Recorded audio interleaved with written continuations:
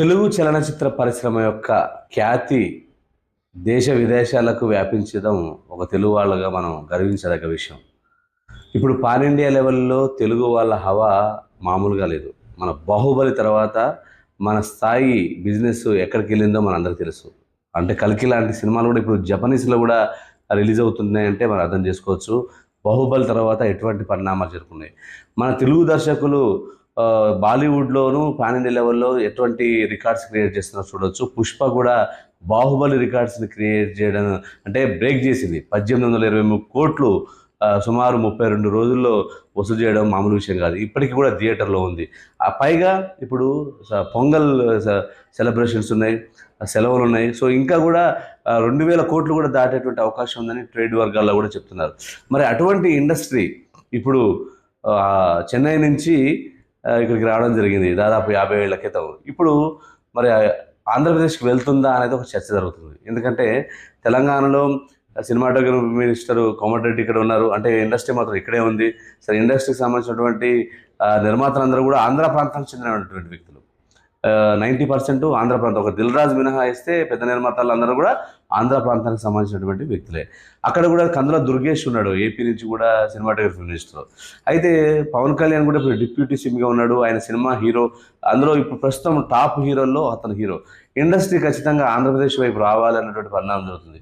ఎందుకు ఈ చర్చకు దారితీస్తుందంటే, మనం ఇటీవల కాలంలో సంధ్యా థియేటర్లో రేవతి అనే పర్సన్ చనిపోవడం, అల్లు అర్జున్ని కేసులో పెట్టడం, కేసులు ఇవన్నీ చూసాం, పరిణామాలు చూసాం. దీంతో కొంచెం విరక్తి చెంది కొంతమంది ఫ్యాన్స్ ఇండస్ట్రీ ఇది హైదరాబాద్లో కాకుండా ఇక్కడ ఉండాలని చెప్పేసి అనడం, అంటే కావాలని కక్ష కట్టినట్టు సినిమా ఇండస్ట్రీకి ఒకరికొకరికి చేస్తున్నారనేది ఒక చర్చ జరుగుతుంది.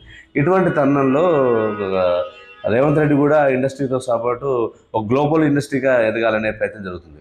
అయితే మరి ఇండస్ట్రీ పోతుందా అంటే పోదని చెప్పాలి ఇప్పటికి పోడు. ఎందుకంటే చెన్నై నుంచి తెలంగాణకు వచ్చినప్పుడు అంటే ఇక్కడ కాంగ్రెస్ ముఖ్యమంత్రులు, తర్వాత తెలుగుదేశం ముఖ్యమంత్రులు అందరూ సపోర్ట్ చేయడంతో ఇక్కడ ఇండస్ట్రీ పాతుకుపోయింది. అంటే 24 క్రాఫ్ట్లకు సంబంధించినటువంటి టెక్నీషియన్స్ అందరూ కూడా ఇక్కడ ఇల్లు కట్టుకున్నారు, స్టూడియోలు ఇక్కడే ఉన్నాయి, కావాల్సిన ఎక్విప్మెంట్ అంతా కూడా ఇక్కడ ఉంది. అంటే బాలీవుడ్ నుంచి ఇక్కడికి వచ్చి షూటింగ్ జరుగుతుంది. అంటే రామోజీ ఫిల్మ్ సిటీ లాంటి ఒక స్టూడియో ఇక్కడ ఉంది. హాలీవుడ్ స్థాయికి సంబంధించినటువంటి కూడా ఇక్కడ జరుగుతున్నాయి. అంటే షూటింగ్స్ కానీ జరగాల్సినవి కూడా హైదరాబాద్ వేదిక జరుగుతున్నాయి. అటువంటిది టెక్నీషియన్స్ని ఒక ప్రాంతానికి తీసుకెళ్లాలంటే కొన్ని కోట్ల రూపాయల వ్యయం అవుతుంది. అంటే ఇప్పటికీ ఉన్నట్టుండి అక్కడ CM, deputy CM Pawan Kalyan ఉన్నప్పటికీ, కందుల దుర్గేష్ సినిమాటోగ్రఫీ ఎఫ్డీసీ చైర్మన్గా అక్కడ కొంతమంది ఉన్నప్పటికీ కూడా వెళ్తుందనేది మాత్రం వార్తలు వస్తున్నాయి. అదంతా ఇప్పటికిప్పుడు జరిగేటువంటి విషయం లేదు. కాకపోతే ఇండస్ట్రీ రావడానికి అక్కడ భూములు ఇవ్వచ్చు, అక్కడ టెక్నీషియన్స్కి చేయొచ్చు. అంటే రాబోయే 30 ఏళ్లలో, రాబోయే 50 ఏళ్లలో అక్కడ కూడా ఒకటి ఆల్టర్నేట్గా ఒక ఇండస్ట్రీ ఏర్పడడానికి అవకాశం ఉంది. కానీ ఇప్పటికిప్పటికైతే వెళ్ళేటటువంటి అవకాశం లేదు. దానికి సంబంధించినటువంటి చర్చ జరుగుతుంది. సో ఇండస్ట్రీ మాత్రం హైదరాబాద్లో ఉంటుందని చెప్పేసి అనేక సందర్భాల్లో కూడా నిర్మాతలు చెప్పారు. ఎందుకంటే వాళ్ళు ఇక్కడ భూములు కొనుక్కున్నారు. క్లైమేట్ పరంగా కూడా ఆంధ్రప్రదేశ్తో పోలిస్తే ఇక్కడే క్లైమేట్ చాలా అనుకూలమైన క్లైమేటు. హైదరాబాదు, తెలంగాణను కూడా దేశ 2వ రాజధానిగా చేయాలనే చర్చ కూడా జరుగుతున్న క్రమంలో హైదరాబాద్ను విడిచి ఇండస్ట్రీ ఆడిపోతుంది అనుకోవడం లేదు. వీలైతే ఇంకా మిగతా ఇండస్ట్రీకి సంబంధించిన వ్యక్తులందరూ కూడా హైదరాబాద్లో షూటింగ్ చేయడానికి అనువైన ప్రదేశాలు, స్టూడియోలు, ఎక్విప్మెంటు, టెక్నీషియన్స్ సంబంధించినటువంటి ఉన్నాయి. ఇక్కడ చిత్రపూర్ కాలం లాంటివి కూడా ఎంతోమంది టెక్నీషియన్స్ కూడా 1000 మంది కూడా ఉన్నటువంటి పరిస్థితి. ఇండస్ట్రీ కూడా మరే కొంతమంది కూడా ఇవ్వడానికి కూడా ఆసక్తి చూస్తున్నట్టు పరిస్థితి చూసాం. సో ఇండస్ట్రీ మాత్రం ఏపీకి ఇప్పటికిప్పుడు వెళ్ళే ఛాన్స్ లేదని ఈ సందర్భంగా చెప్పొచ్చు.